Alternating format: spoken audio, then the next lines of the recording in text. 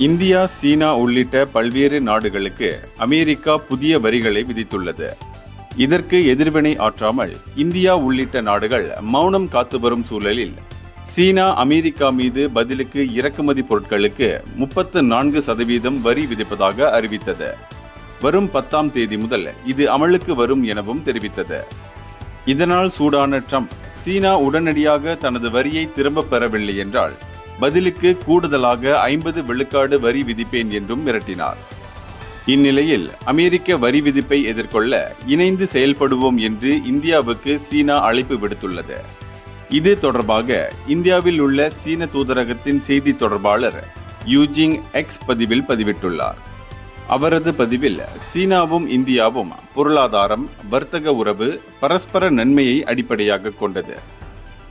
அமெரிக்காவின் வரி விதிப்பை எதிர்கொள்ளும் உலகின் 2 வளர்ச்சியடைந்த நாடுகள் இணைந்து செயல்பட்டு இந்த கடினமான சூழ்நிலையை கடக்க வேண்டும்.